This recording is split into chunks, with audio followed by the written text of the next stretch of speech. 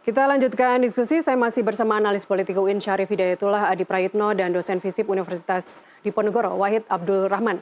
Saya ingin sebelum kita lanjutkan diskusi, kami ingin memutarkan statement dari Ketua DPP PDI Perjuangan Bidang Pemenangan Pemilu Eksekutif, Deddy Sitorus, berikut ini.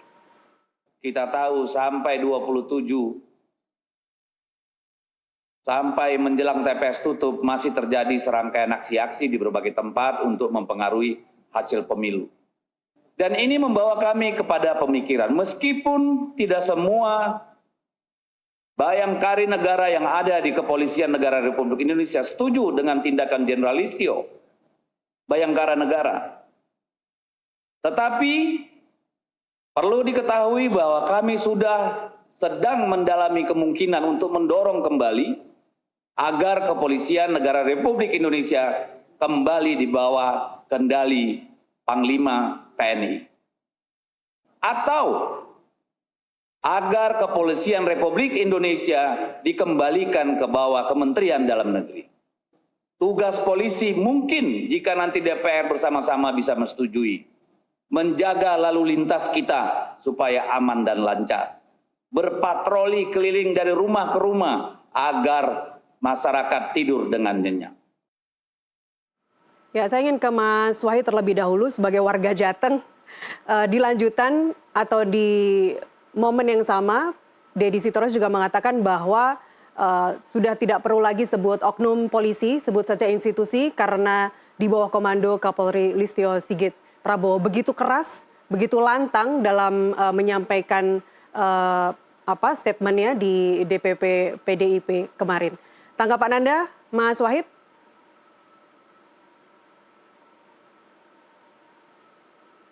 Ya, saya kira kalau dalam konteks pilkada, jika memang kemudian itu disinyalir terjadi, saya kira ya tidak ada salahnya kemudian PDI Perjuangan atau tim pemenangan itu memproses ya dalam konteks keadilan pemilu ya, baik melalui Bawaslu maupun Mahkamah Konstitusi. Cuman tadi saya tekankan, kok saya melihat dalam perspektif elektoral kemenangan, ya memang harus diakui efek kandidat, kemudian mesin, kemudian politik programatiknya, paslon 01 relatif lebih kuat ya. Nah, itu kuat, saya kira Mbak. Kuat dalam hal apa? Iya, tadi dalam mesin politik yang tadi kita disebutkan, kemudian dari efek kandidat, kemudian juga dalam politik programatik, tawaran-tawaran kepada pemilih, di 3 debat yang diselenggarakan oleh KPU, itu memang secara kuantitatif lebih bisa dikatakan lebih kuat begitu. Oke, ini relate juga dengan temuan dari Perludem selama berjalannya pilkada bahkan sejak kampanye pilkada serentak 2024 kemarin adalah bahwa adanya mobilisasi aparatur negara dan itu merupakan pelanggaran yang paling menonjol terjadi di Sumatera Utara dan Jawa Tengah. Ditambah lagi dengan survei dari SMRC bahwa 63% warga Jawa Tengah tidak menolak money politics. Kalau tadi dengan Mas Adi bicara terkait dengan extraordinary gitu ya, peristiwa yang luar biasa yang terjadi selama minggu-minggu atau hari-hari terakhir sebelum pencoblosan. Apakah ini Anda juga melihat ada relevansinya antara temuan SMRC mengenai money politics di warga Jawa Tengah, kemudian juga siklus ataupun pertunjukan-pertunjukan yang ditampilkan oleh para pemimpin bangsa dalam hal ini? Ya memang Mbak, tidak hanya di pilkada ini ya, di pileg kemarin, pilpres, dan nampaknya politik uang itu sudah quote and quote itu menjadi tradisi ya. Bahkan kalau kita melihat sejarahnya jauh di pilkades itu pun juga parah begitu. Dan ini dilakukan, ini tidak hanya dilakukan oleh 1-2 paslon atau 1-2 kandidat, tapi ini masif dan itu memang hampir sebagian besar survei menunjukkan ada rasa permisif ya dari masyarakat ya, karena itu dianggap, ada yang menganggap itu sebagai sebuah hadiah, sebagai sebuah kelaziman begitu.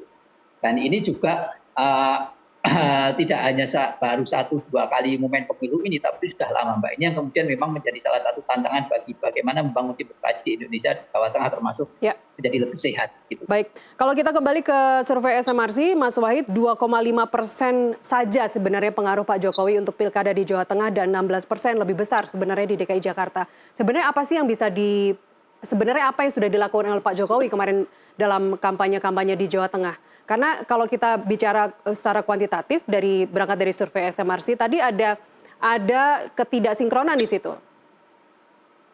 Ya, saya melihat ada dua aspek, Mbak. Satu adalah bagaimana efek Pak Jokowi untuk membangunkan dan kemudian mengkonsolidasi jaringan relawan yang sudah lama terbentuk, Mbak. Banyak sekali jaringan relawan. Dan ketika Pak Jokowi langsung memberikan endorsement, itu langsung terkonsolidasi, Mbak. Yang kedua, efek pada kepemilih secara langsung. Tadi yang saya sampaikan dalam konteks budaya politik Jawa, mikul dhuwur mendem jeruk. Banyak kebaikan yang memang dalam perspektif masyarakat Jawa Tengah, Pak Jokowi poinnya besar sekali. Pembangunan infrastruktur, kemudian juga secara politik sendiri Pak Jokowi punya image yang kuat, pemimpin yang dekat dengan rakyat, yang itu bagi masyarakat Jawa sebenarnya sangat sakral, Mbak, sangat haru ya. Pemimpin yang harusnya berjarak, tapi Pak Jokowi itu diputar balikkan, dan itu sangat kuat esensi dari Pak Jokowi. Nah, meskipun kemudian memang ada juga persepsi negatif terhadap beliau, tetapi ini yang kemudian efeknya tidak sebesar yang terjadi di DKI, Mbak. Tadi konsep mendem jeru itu, Mbak. Jadi sesuatu yang meskipun negatif, sapu yang dinilai buruk itu tidak harus kemudian ditonjolkan, kemudian begitu terus menerus di blow up. Nah, ini yang agak berbeda saya kira ya dengan Jawa Tengah dan DKI. Kenapa efek Pak Jokowi tidak begitu besar di DKI? Baik. Jadi secara overall PDIP apakah menurut Anda masih menjadi seorang pemenang dalam pilkada ini? Melihat dari pernyataan Pak Hasto misalnya, dari yang sebelumnya menang di 9 provinsi, sekarang 14 provinsi. Ya, saya kira dalam konteks Jawa Tengah saja juga ini bukan berarti kemudian PDIP tamat, tidak ya. Karena juga di kabupaten kota PDIP masih cukup eksis, Mbak. Ya. Termasuk di kota Semarang ya, yang meskipun dikeroyok tetapi juga masih bisa menang. Dan ada lebih, saya kira lebih dari 15 kabupaten kota PDIP kader maupun yang diusung oleh PDIP bisa menang. Tinggal kemudian nanti bagaimana dinamika politik nasional yang sangat mungkin mempengaruhi apa yang terjadi di Jawa Tengah. Oke, kalau tadi Anda bicara kota Semarang, PDIP dikeroyok begitu banyak partai, ada Demokrat, ada Gerindra. Apakah ini artinya kekuatan dukungan partai sebenarnya bukan penentu utama kalau itu terjadi di kota atau kabupaten? Iya, di pilkada saya kira memang banyak yang kemudian tidak linear, Mbak. Antara dukungan partai dengan kemudian kemampuan partai itu menjadi mesin politik banyak sekali yang itu tidak linear.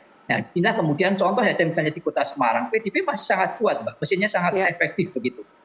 Karena tadi juga di saat yang sama efek kandidatnya juga luar biasa. PDIP punya kandidat yang memang tidak hanya disupport oleh struktur, tapi punya sejarah dan cukup mengakar begitu.